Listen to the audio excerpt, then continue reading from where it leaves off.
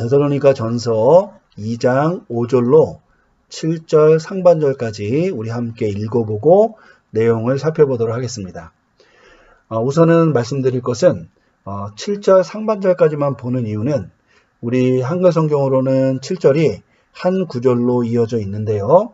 원문으로 보면 7절이 상반절과 하반절로 구분될 수 있는 그런 힌트가 있기 때문에 또 문맥상 이 둘을 나누어서 보는 것이 적절하다고 생각이 돼서 이렇게 나누어서 다뤄보고자 합니다. 그러니까 여러분이 나중에 이제 7절 하반절로부터 시작되는 그 단락을 공부할 때 요 개역개정 성경에서의 어떤 처리 방법과 번역 방법이죠.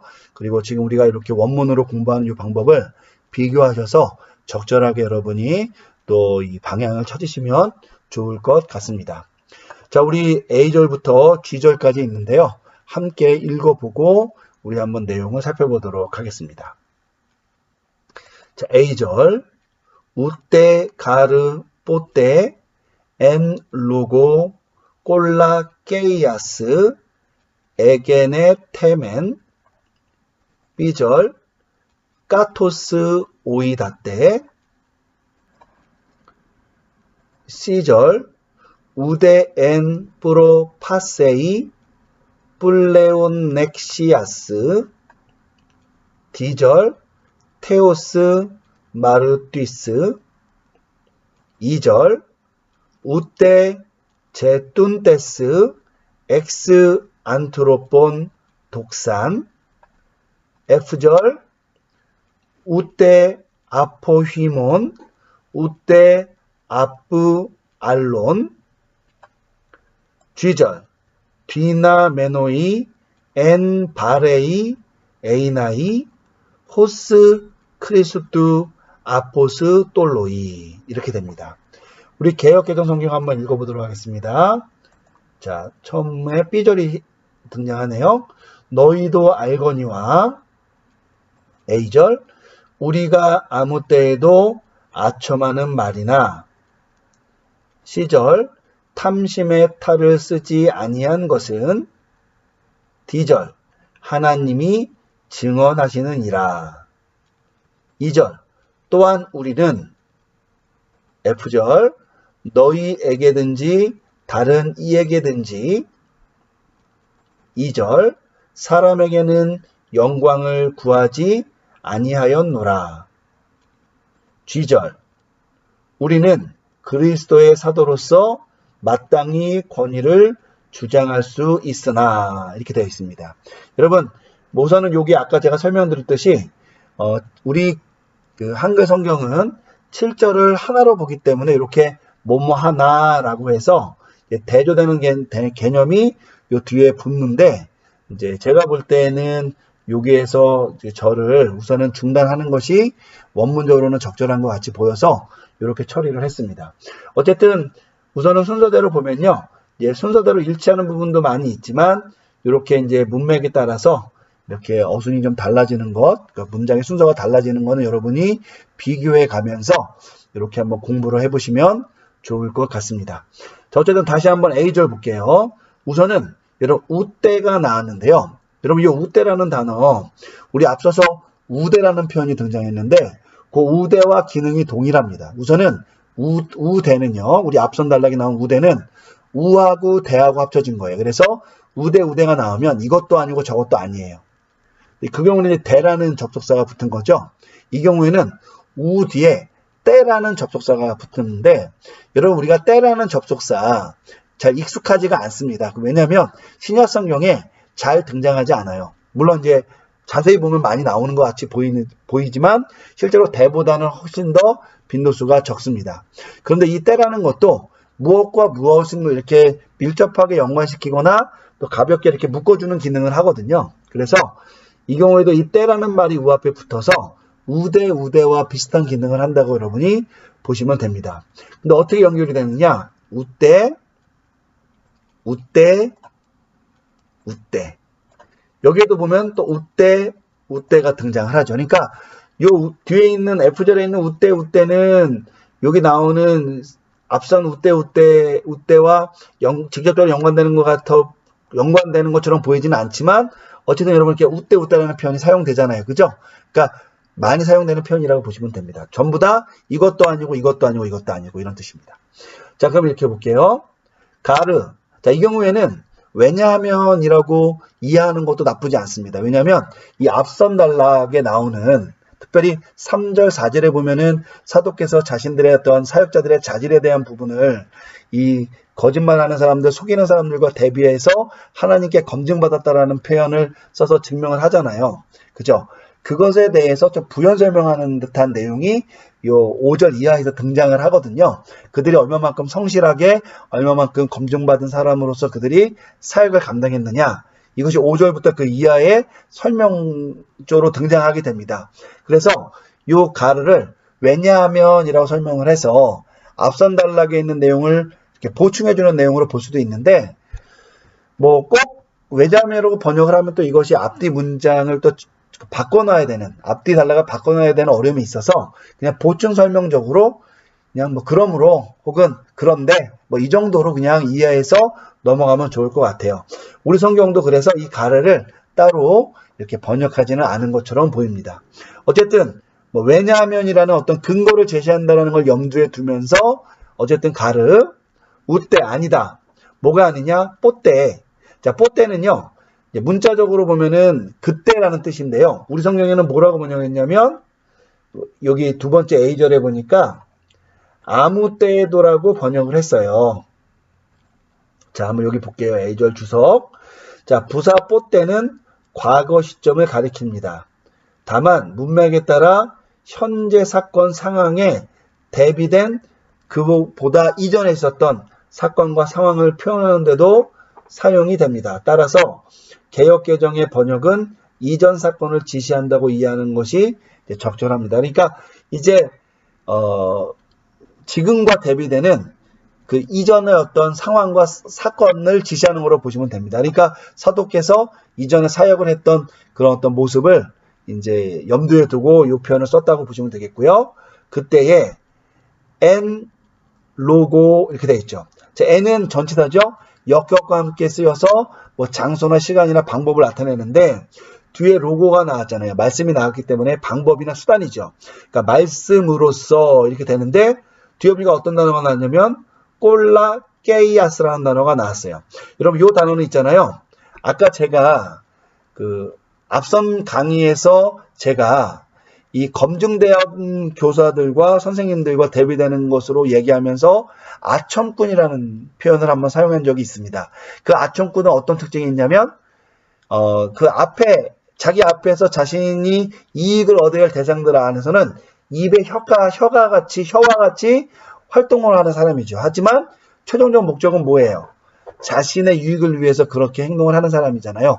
그런 사람들을 아첨꾼이라고 하는데 바로 그 아첨과 관련되어 있는 단어라고 보시면 되겠습니다. 얘는 꼴라게이라는 단어에서 왔고요. 여성 단수 소유격이고 뜻이 아첨이에요. 그러니까 얘는 문자적으로 하면 뭐가 되겠어요? 아첨하는 말로서죠. 그러니까 이건 아첨이라는 거죠. 그냥 아첨 자체가 아첨하는 말이니까. 그러니까 아첨의 말로서 쉽게 말하면 아첨하는 것으로서 그때 이건 언제예요? 사도께서 사역하실 당시에 에게네테멘. 에게네테멘은 단어장 2번에 갔더니 기노마이 동사의 부정과거 직설법 디포넌트 복수 1인칭이고 되다 이다니까 우리가 아첨의 말 가운데 있지 않았다라고 우리가 요게는 이렇게 해석할 수가 있어요. 그러니까 아첨하는 말 가운데 있지 않았으니까 아첨꾼으로 우리가 존재하지 않았다라고 얘기하면 됩니다. 물론 나중에 보면 저는 요 2절에 나오는 제툰테스와도 연관될 수 있다라고 이제 보긴 하는데 지금 당장으로는 아첨의 말 가운데 있지 않았다. 혹은 아첨의 말 가운데 있는 것처럼 되어 있지 않았다. 말이 좀 이상한데요. 아첨꾼이 되지 않았다 이런 얘기입니다. 자, 그런데 갑자기 뭐가 나오냐면 까토스 오이다 때가 나와요. 여러분 오이다 때는 여러 번 나왔죠. 3번에 보니까 오이다 동사의 완료 능동태 지서와 복수 2인칭이니까 얘는 제가 무슨 표현이라 그랬어요. 사도께서 이제 삽입으로 넣었지만 동의를 구하거나 재확인하는 표현이라 그랬잖아요. 그러니까 설득을 하기 위해서 혹은 뭔가를 진행하기 위해서 전제를 까는 거죠. 너희가 알다시피. 그러니까 여러분 이건 뭐예요? 그때의 이 사도와 사역팀과 이 데살로니가 교회 성도들이 함께 공유한 것을 전제로 하는데 실제로 그랬기 때문에 애드리브로 혹은 뭐 그냥 수사장치로 얘기하는 게 아니라 그들이 확인할 수 있는 사실에 대해서 사도께서 그렇게 이야기하는 것이죠. 근데 요즘은 있잖아요. 이 많은 사람들이 실제로 자신이 그렇게 하지는 않았고 했지만 가상적인 상황을 전제해가지고 마치 그런 것이 있었던 것처럼 뭐 우리가 이전에 그랬듯이 뭐 이렇게 얘기를 하는 경우가 있어요. 그러니까 근데 사실은 알고 보면 실제로 그 사람은 그렇지 않았던 경우도 있고 나도 그런 경험이 없는 경우가 굉장히 많거든요. 그래서 우리가 일반적으로 그런 말을 쓰면 그냥 그 특별한 의미 없는 설득의 그냥 그 워드, 단어다라고 생각을 하는데 사실은 이 그때라는 말과 더불어서 이 표현이 사실은 완전히 공유된 경험을 근거로 한 어떠한 대화의 진행이라고 여러분이 이해해도 큰 문제가 없다라고 저는 설명을 드립니다. 어쨌든 아첨의 말로 하지 않았어요. 그러니까 데살로니가 교회 성도들이 듣기에 좋은 말로 그들에게 유익이 되는 말이 아니라 실제로 그냥 하나님에 대한 복음을 전한 거니까 그거는 정말 요즘 말로 하면 뼈 때리는 말, 그죠? 10년 골수를 쪼개는 거니까 얼마나 불편하고 힘들겠어요. 너희들이 지금까지 살아왔던 것이 잘못된 것이고 다 지옥에 갈 거다. 근데 예수를 믿으면 구원을 받는다. 예수를 믿으면 구원을 받는다는 말도 용납하기 어렵지만 그 전에 너희들 전부 다 지옥 갈 거야 라고 얘기하는 건 어떤 말이에요? 사실 데살로니가 교회 성도들이 듣기에는 정말 듣기 싫은 말이죠. 만약에 사도께서 그 사람들을 이렇게 속이고 그 사람들을 통해서 재물을 얻을 요량이면 다르게 말을 했겠죠. 아첨하는 말로. 하지만 그렇게 하지 않았다는 겁니다. 또 뭐로 하지 않았느냐? 엔 프로파세이. 자, 프로파세이라는 단어는 뭐냐면 단어장에 가니까 4번에 프로파시스라는 제3고경 명소에서 왔고요. 여성 단수 역격이면서 얘는 거칠해, 허영, 뭐 핑계 이런 거예요. 그러니까 뭔가 꾸며내는 것과 관련되어 있는 거라고 여러분 보시면 되겠고요. 다음 단어는 플레오넥시아스라는 단어인데요. 이 단어 좀 어려운 단어이긴 합니다. 단어장 갔더니 플레오넥시아라는 단어고요. 이 단어의 여성 단수 속격 형태로 탐욕이에요. 그러니까 얘는 정말 우리가 말하는 뭐 열망 이런 게 아니라 그 탐욕 자체를 지시하는 인간의 탐욕 자체를 지시하는 표현인데 우리말로 하면 뭐가 되어 있어요? 얘가 속격이니까 탐욕에 거칠해져. 이렇게 됩니다. 근데 우리말은 이걸 뭐라고 번역했냐면 탐심의 탈이다라고 번역을 했습니다. 자, 여기 주석에 보면 제가 설명을 해놨습니다. 탐심의 탈, 이 표현은 헬러어 프로파세이 플레오넥시아스라는 이 단어들의 번역입니다.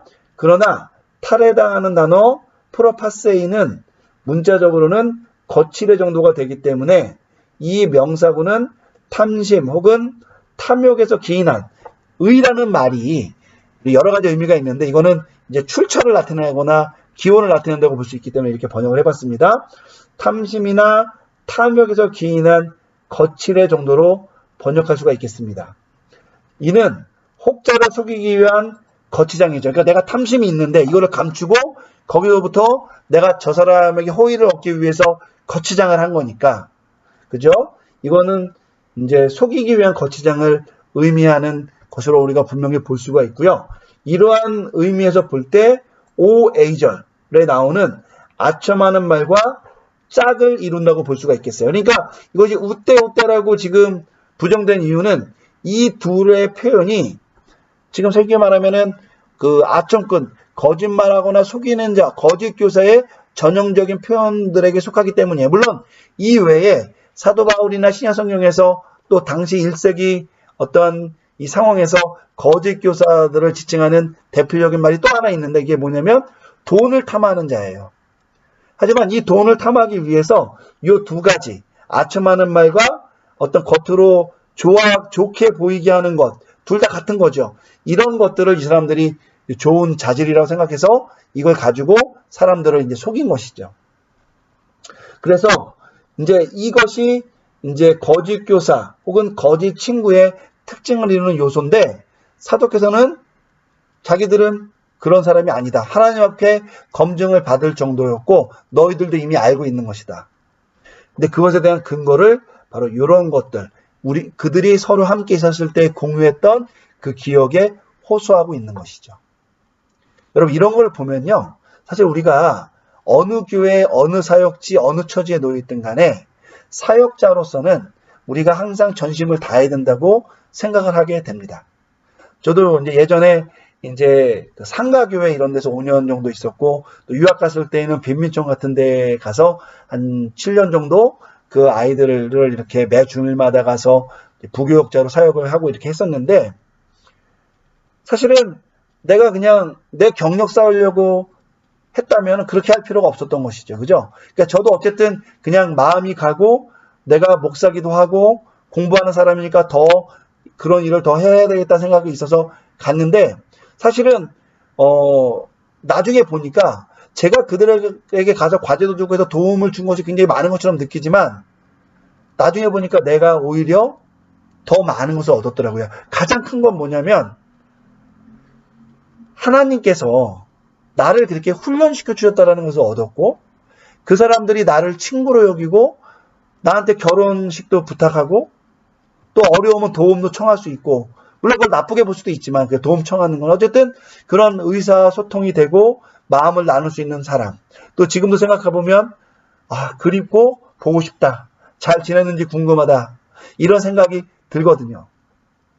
그러니까 뭘 얘기하냐면, 사도께서 그런 어떤 공동의 경험을 근거로 해서 지금 이야기를 끌어가는 거죠. 그런데 정말 그 당시에 성실하게 했기 때문에 그 교회와 그 사역에 대해서 이야기할 수가 있는 거죠. 그죠? 그렇지 않으면 금방 뭐가 나겠어요? 나중에 들통이 나는 겁니다. 사도께서는 이제 그 부분을 지금 엄청 강조하고 있는 것이다. 그런데 그 강조에 대한 또 하나의 중요한 틀로서 뭘 제시하냐면 테오스 마르투스라는 표현을 제시합니다.